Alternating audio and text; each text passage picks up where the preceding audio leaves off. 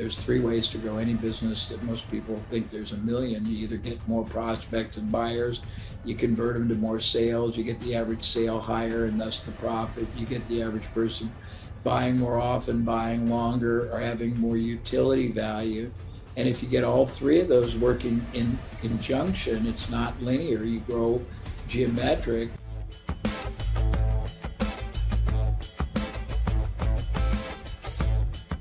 So excited to have you today on PivotMe, Jay. Thank you for joining us. Oh, my pleasure. It sounds like it'll be fun. It will. It will. So Jay, we're going to get into some practical tips on how our listeners can elevate their business and elevate their life.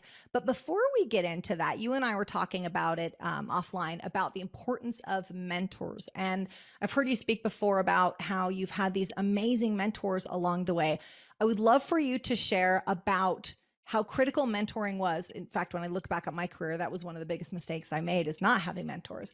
I'd love for you to talk about the importance of mentors. Well, I can certainly talk to the importance of it. I've been so blessed, April, that I've had hundreds of people who ended up uh, implicitly or explicitly mentoring me. Some of them were actual clients through osmosis and just absorbing their values, their character, their methodology, ideology, philosophy. But so here's the concept: unless you are uh, a force of nature, it is transactionally impossible that you would have the life experiences, the world experiences, the insight, the foresight, the hindsight, the spectrum of comprehensive of all that occurs in life and in business to optimize, maximize your business performance,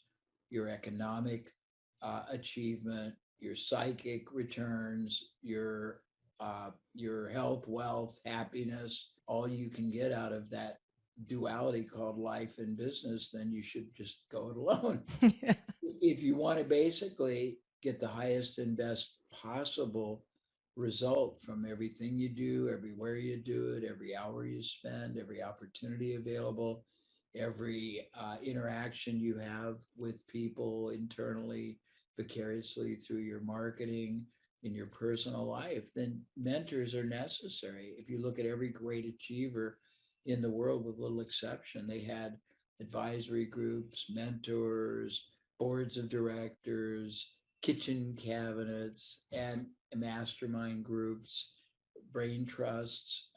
The more you plug into diverse perspective, the more geometric and more geometric and exponential you'll grow.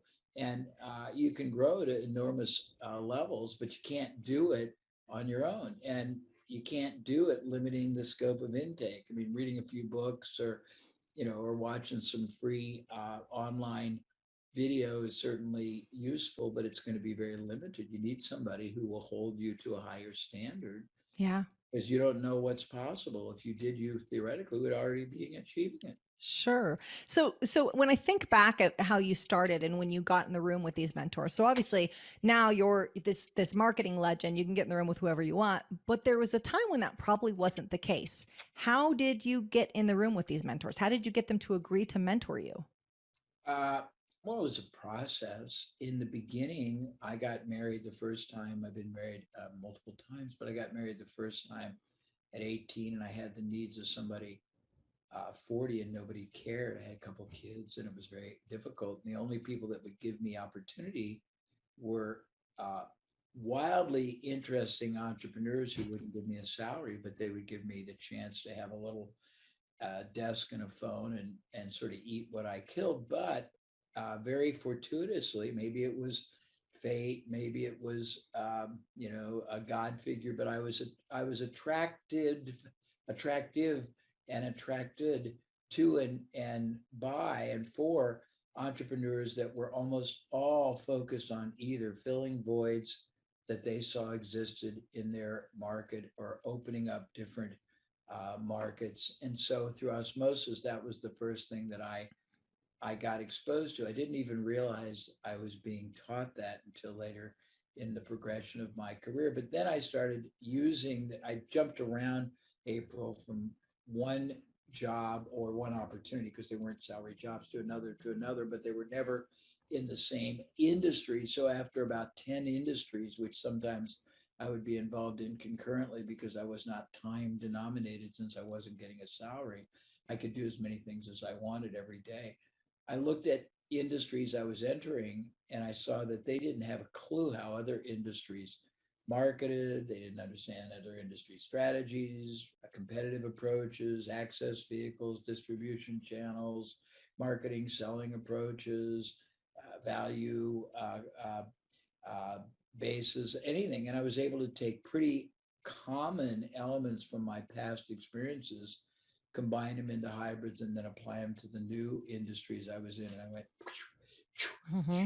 and after doing that, sort of accidentally, I did it with Icy Hot, I did it with Entrepreneur Magazine, did it with a couple other companies that became relatively known. I became fascinating enough to people that I got their attention, but then I did it differently. I went and I found organizations that had influence with lots of influential people. The Mm-hmm. first one was back when I was more your age, was Nightingale Conant, who at that point was the largest publisher of audio albums and books in the country. They did all the top business authors, sales authors, personal uh, development authors, real estate investment authors, investing authors. And I was introduced by them to all their authors, for whom I gave free consulting in exchange for them getting to know my work and applying it. And I Mm-hmm. asked if it worked, whatever I gave them, if they would endorse me. And I had 80 or 90 endorsements at Oh. that point. So I Mm-hmm. got this immense compression, immersive training right from the horse's mouth, so to speak. Mm-hmm. I helped Stephen Covey. I helped Tony Robbins. I helped Brian Tracy. I helped, I mean, just Jesus, the hundreds of different experts. Yeah. And they all had to educate me. So it was an immersive, explosive, ever compounding knowledge base that I got. But I would say for somebody that isn't so fortunate, you go out and and you have to, you can't just ask someone to mentor you. You've got to give them back some kind of a tangible or intangible compensation. I mean, Mm-hmm. that's a big problem. Everybody wants, will you mentor me? And they don't really say, well, here's the reason why you should. Here's what I either can give you or can give to the world to help fill your agenda. And I think you Sure. got to figure out, what is the consideration of the compensation you can exchange for a mentor. And if you're not at a high level where you're going to get, Tony Robbins to mentor you, maybe you should get someone that's at least accessible to Mm-hmm. and you cycle up the food chain. Sure, sure. So what I heard was that you looked for a way to add value to them. So whether that's through free consultation, but you added value to them because we're all operating off of the Whiffin principle, right? What's in it for me? And unfortunately, when we come to someone else and we're just thinking about our objective, well, we're not really serving them. But what I heard was that you serve these people in exchange to get their education, them be aware of you and the value that you brought, and then you got these amazing endorsements out of this. That's exactly right. At one time, I think I had 80% of the prominent authors endorsing me. Getting mentors in your community, in your industry, in your geography, you just start doing it, and you keep upgrading as you make progress. But Yeah. but you have to have gratitude and appreciation for the people that'll help you now, because if you're here and someday you want to be here, but you can find people that are here and they will help you, that's valuable. I mean, Mm-hmm. it's great to get these people. Sure. If you don't have enough value exchange, goal in life is to constantly grow. And Mm-hmm. everything is relative. If you're at this level and you can have someone get you to this level in a year, that's profound. And then Mm-hmm. what's unimpressive is most of them uh, are underperforming and suboptimizing their revenue system, their value system, their growth and developmental system. They are very limited in their aspirations. Many of them are stuck in any of a 9 or 10 ways. They can be successfully stuck and not even know it, content with above market growth and not know that that's infinitesimal compared to what the opportunity or the market or the marketing could be producing. They don't have a clue how to leverage up all the performance enhancers and multipliers and accelerators and elevators and catalyzers that are available to them. They fall into a fallacy that they think that best practices are really the highest and best way to grow, whereas best practices, April, are nothing more than the best incremental growth methodology that that industry has discovered, not necessarily the highest and best performing, the safest, the most high yielding. It's just the best things that that industry has discovered. So it Mm. really has limitation. I can go on, but there's a Yeah. couple. So, what would you say to a business owner that's listening to this and say, well, I feel like I am underperforming. I feel like we're not capitalizing on all the opportunity. Is there a a diagnostic tool they can use? How do they get clarity on where they're underperforming and what to do about it? Well, yeah, I mean, we have a 200 question assessment that we go through Mm-hmm.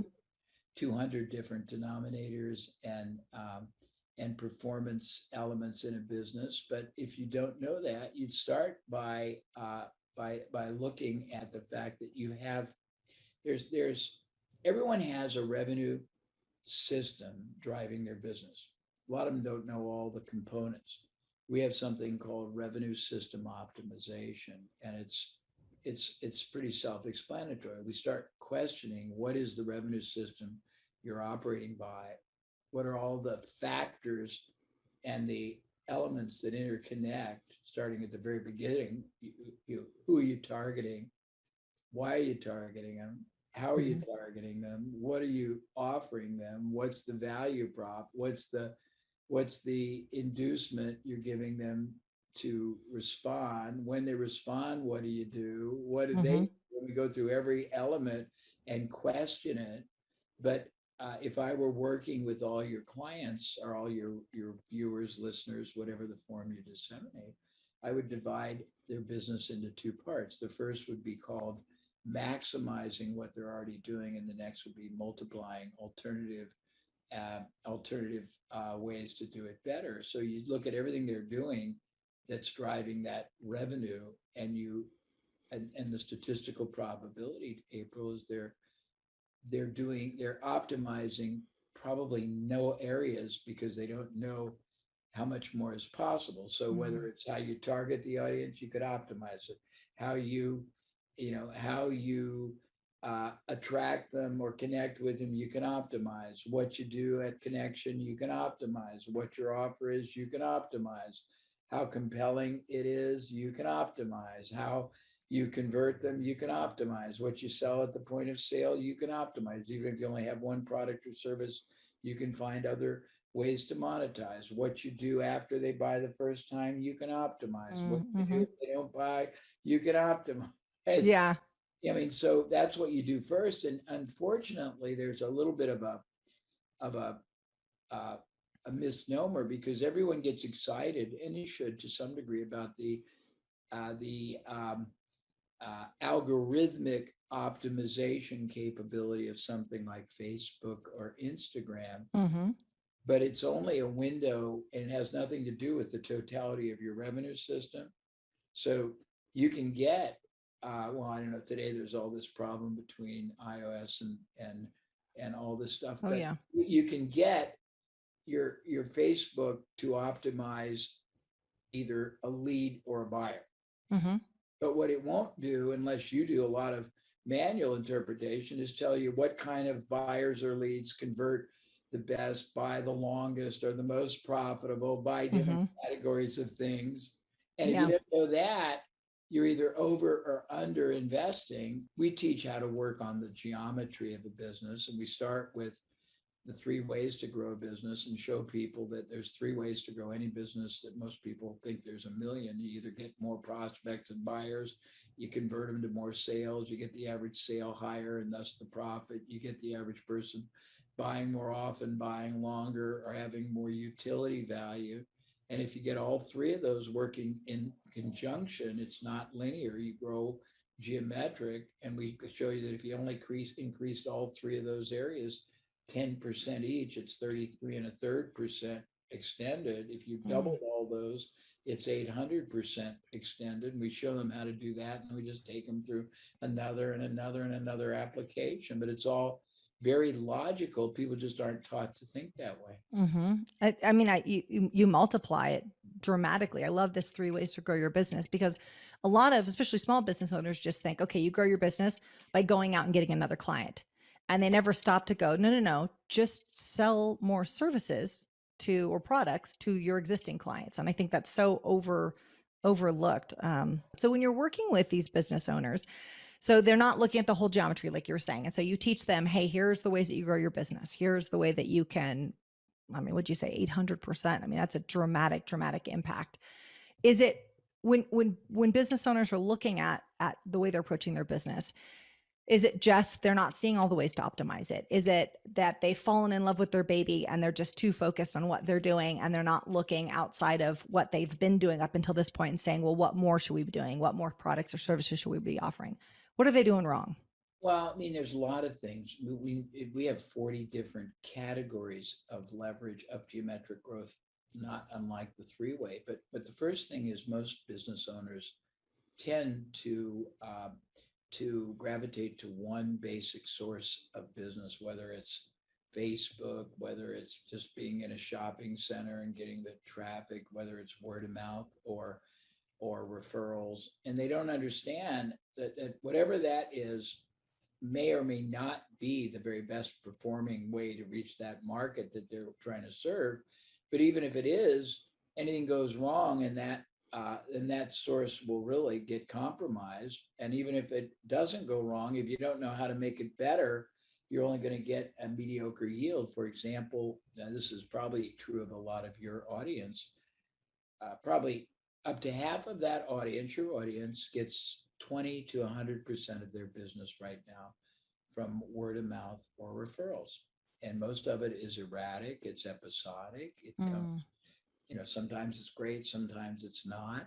And yet a referral generated buyer buys quicker, spends more, is more enjoyable, negotiates less, buys more Mm-hmm. often, buys more things, refers more people, costs nothing. And yet we spend all our time and money on ads, Facebook, where it's very low credibility, low conversion, very high cost, slow conversion. And I just try to show people how illogical their intuitive and herd following actions probably are, and how limited. So if someone's this is brilliant. So if someone's listening right now and they're going, yes, the majority of my business is by referral.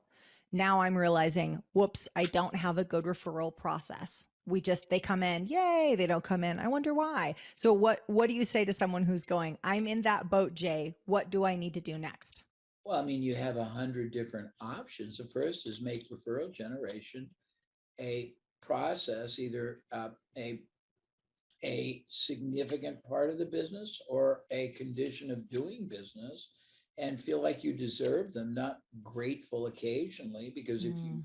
have a business that provides a product or service that you deploy, that you disseminate in a better, higher, more valuable way, you care more, you do more, you protect more, the product service delivers more, then you have a moral obligation, April, to reach as many people as you can. And there's no way you're going to do it just through Facebook or Instagram or radio advertising. You need the help of like minded people who hang with like minded people to help you Mm-hmm. help others. So you got to get a mental construct that you deserve it. Then you start putting into play and place referral generating strategies that are appropriate. You can, at intervals, anytime there's a new breakthrough development, you can invite your existing buyers to experience, either virtually or live, either new technology, new styles. And you can invite them to bring a friend, whether it's online or off. You can have social, holistic type events, you know, picnics, golfing, rent a movie theater. I got 9 million ways to do it. Hmm. But I mean, the point is, most people don't even think, wow, I could really have a predictable control and multiply by orders of magnitude the number of no cost, higher profit referrals I bring in. When I think about this, do you tier your existing clients, meaning that people tend to refer people like them? Do you go through and say, here's our A list? And do you double down on the efforts for the referral business from your, if you will, your best clients? Well, if you think about it, it's pretty pragmatic. The question you ask, if you say, okay, let's look at where our referrals have been coming from for the last, take a window, 6 or 10 or 12 months.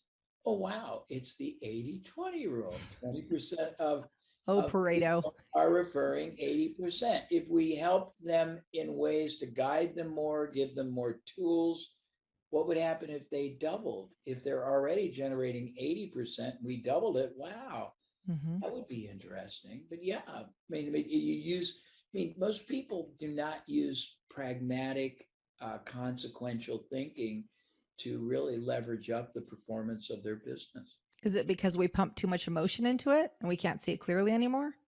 I think it's because we stay herd like in our focus. We pretty much follow what our industry does.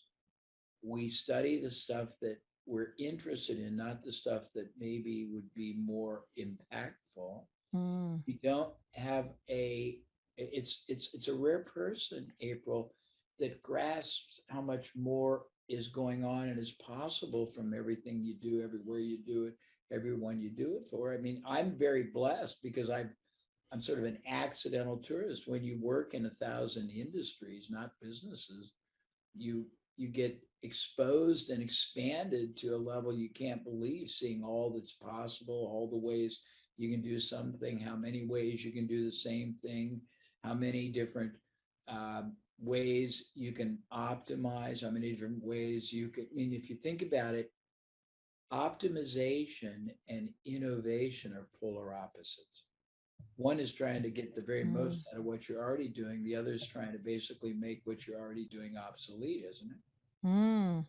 So integrating the two is very powerful, but you have to be able to understand how to do it. The first thing we always say is, look, let's just maximize what you're already doing because you can change. We've changed the way somebody greets somebody when they walk in, when they're on the phone, when somebody calls out, when they knock on a door, calling on somebody cold, and gotten as much as a 300% improvement in the yield. We've changed a risk reversal and gotten a 50% improvement in the closes. We've added a bonus to things and gotten 30 to 50% more sales. Each of these is separate, it's not aggregated. So each one is another 30% or another 50%. Wow. We've tested different prices and seen one price quintuple another on sales. So there's a lot people don't even know that, which is so relatively and reasonably within their grasp. They just have to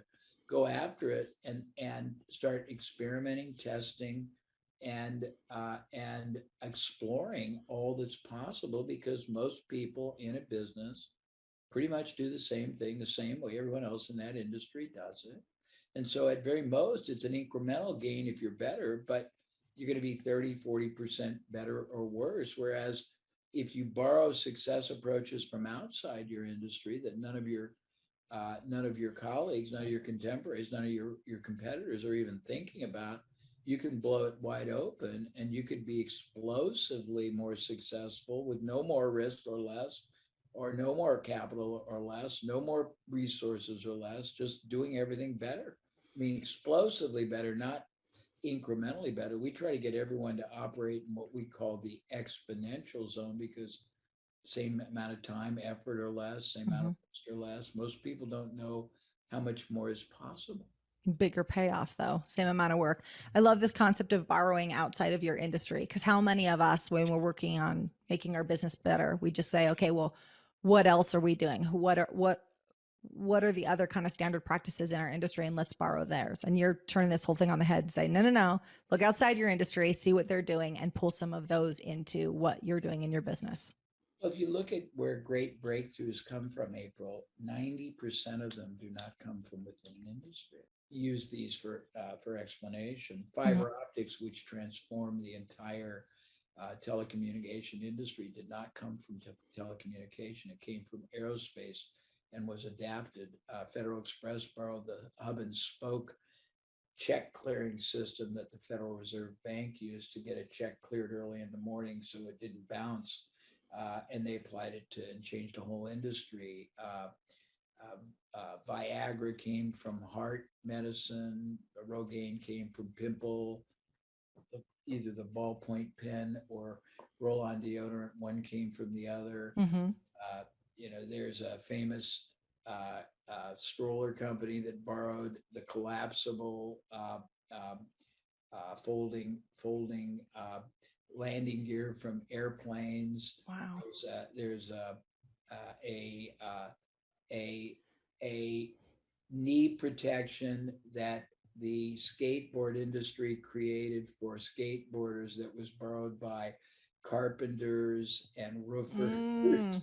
I mean, the escalator was influenced by a methodology that mining used originally. There's a famous sushi chain that borrowed the concept of a baggage carousel. I mean, I can go on and on. Wow. The guy that started Massage Envy borrowed it from, he was in the gym business and now he's doing it in the chiropractic business. I mean, that's where breakthroughs come from. Yeah, that's a so but you got to get out of your business to see those things. If you're Yeah. just trying to work on the mechanics of your business, you'll never have those kind of breakthroughs. So I'm hearing you also have to create space in your day, in your schedule, in your quarterly review, whatever that looks like, to have to sit down and look at other industries and see how you can optimize your business based off of these breakthroughs in other industries. We call it funnel vision versus tunnel vision. And you have to become hopelessly curious, travel outside of your industry,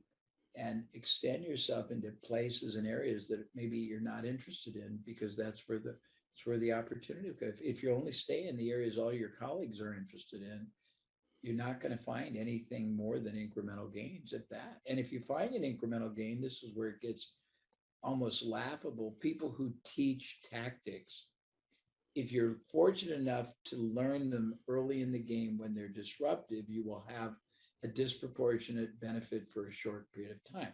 Hmm. But once the word gets out, it's not being shared just with you, it's shared Sure. with everybody, whether it's being sold or whether it's publicly disseminated in journal or, whatever it is. And all of a sudden it becomes a marginalized, it becomes a standard operating procedure, and you got to find the next and the next. And it's just very arduous and thankless and interminable process if you do it internally from the industry. Yeah. So just a few wrap up questions. So when for our audience, say someone who's running, a $10 million business and they know they're capable of more. Now they're busy, but they think, okay, I can really scale this. I can get to 20, 25 million. But they keep having a hard time closing that gap. What would you say to someone like that who's listening today? Well, I would say that if you have the belief, you can probably grow the business exponentially, or even. But the key is this: is you first of all got to look at all the levers. Everything in business, everything in our life, April, is driven by levers. But you've always had all these levers available in the performance indices that or the categories that drive at least the revenue side. And I suspect, because I have a lot of friends that have all these different ways you can increase the performance of other aspects of your business. For example, I have a friend who's one of the top SEO guys, and he has 50 different ways to make your organic search better. And most people probably don't use one of them. So the question is this: you look at all the factors, forces, elements, and drivers of your revenue. Let's start with revenue because that's all I work on, and mindset and positioning. And you divide and conquer. You say, okay, can we target a more responsive audience? Okay, Can we use a better vehicle? Okay, can we make a better proposition to initiate whatever it is, a first contact, if it's a lead, or an actual transaction? Okay, what else can we do at the point of sale to make it more profitable? Okay, if we don't have a lot of different products and services, how can we partner with ones that do, so we can make every transaction and every acquisition of a buyer many times more profitable? Boom. Okay, then how many other ways can we reach our audience? Okay, how many other, and you start, how many partners could we set up? Okay, I mean, and how many, what do people buy before, during, after our sale, our product? Okay, can we make a partnership of those people, or should we sell those products, or should we acquire that kind of a business, or start that kind of, you ask a lot of cool questions that give you very clarified answers. And then before you risk a lot, you experimentally, conservatively test and see if your assumption is reasonable. Test metrics, Yeah. systems, all of the things that sometimes we do. It's the passion that gets us to create the business or to buy the business and gets us to show up every day or every early morning. But ultimately, what I'm hearing is we have to be pragmatic in our approach, look at the numbers and face the reality of what those are, and then make educated decisions instead of just only passionate decisions. Very well summarized. Thank you. So one follow-up question, but before I go there, Jay, where is the best place for someone to connect with you? You can go to abraham.com if you're smaller. You can go to Abraham University if you're smaller and want to buy stuff. If you're large enough, you can contact me at jay@abraham.com. But we aren't covetous. It's not all about me. We want to basically help everybody have access to as much opportunity to contribute at a higher level and be rewarded for it as possible. Yeah, absolutely. So Jay, if you could tell the world one thing, what would that be? Geez, I would say that I'll give you a simple one.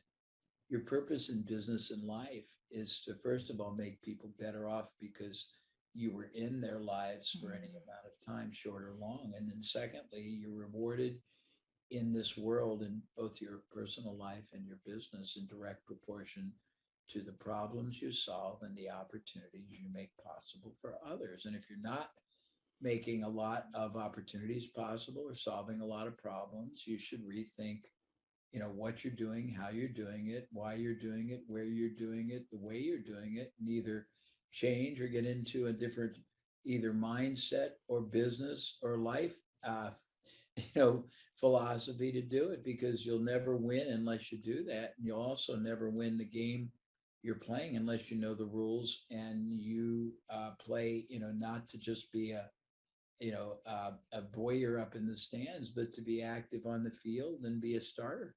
Yes, get in the arena. I love it. If you're looking for even more ways to level up your business and your life, we have set up the next video for you. I'll see you over there.